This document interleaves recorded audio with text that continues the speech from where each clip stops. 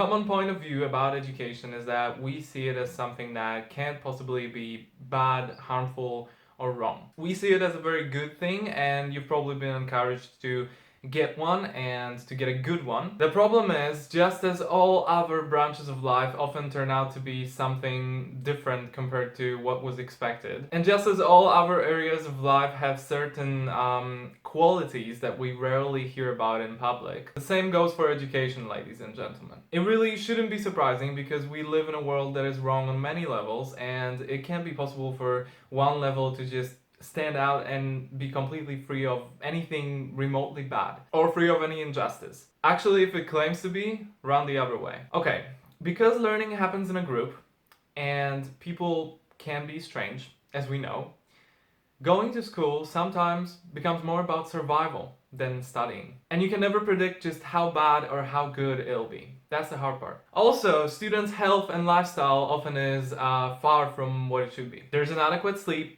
unbalanced diet, coffee, alcohol, and much worse substances that students put into their bodies. Quite frankly, I also don't understand how parties, noise, and roommates can go together with studying. Living on campus scares me, but I think people do it to survive what they secretly hate, which is their lives as students. I mean, they stick in groups, and that's how they make it. Now, on to other topics. The reality is teaching institutions can employ people with no teaching talent or abilities, or people that are just hard to work with because of their character. These institutions can advertise themselves, have a great marketing specialist, but then they can provide a much worse standard in reality. Some schools are complete fakes to the point where you wouldn't even believe it. I don't even know how to explain it, but some are purely money-making machines and will give you no education whatsoever and will cause you trouble. So be careful. If you've never heard of it, be careful. If you're signing something, even for the best uni,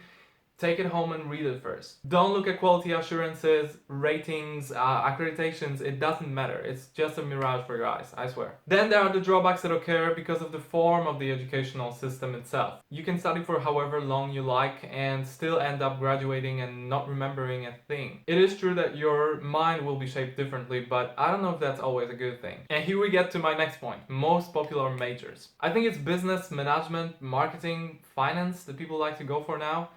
And guess what? Those are usually the people that have absolutely no idea what to do with their lives. They just know they like money, and these courses will teach them how to get it, in part. Which, if it doesn't sound like the most shallow and sad thing you've ever heard, then good luck to you. I agree, some jobs you simply can't do without having a relevant degree. Like, try being a surgeon without one. But against the entire world and everyone that'll disagree with me, I advise you not to choose the most prestigious universities. Studying anywhere, you will have enough of theory and subjects that are irrelevant to the world outside of your classroom or auditorium. These Ivy League schools, for example, will only push you further with this. Push you so hard, in fact, that you might even kill yourself, apparently.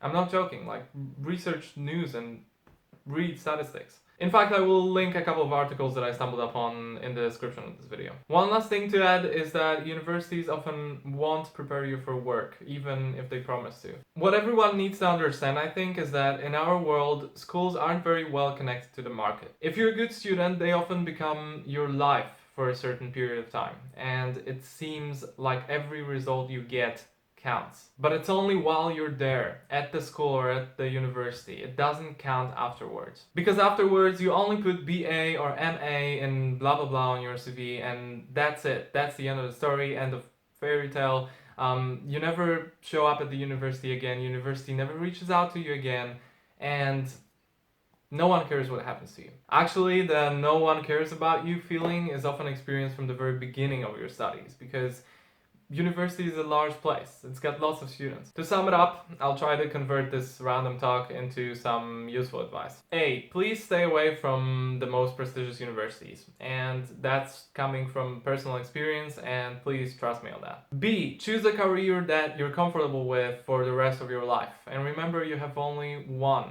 not many. So choose wisely and maybe think for a while before hitting that submit button or signing those papers. C, if possible, attend a few classes, find some materials, and talk to graduates before signing up. D, look closely at whether you can leave if something is wrong and the costs and consequences of that action. Other than that, I don't think I can give any smart advice here. We just need a new system, and that's all. Hopefully, though, students can choose more meaningful majors and avoid studying what I call nothing. It's always better to go into earth sciences, for example, than to go into marketing only to learn how to deceive people and sell things to them. Anytime you go after money in its widest sense, or you succumb to pressure that someone is supplying you with, you do yourself a disservice. I'll see you next time. Bye.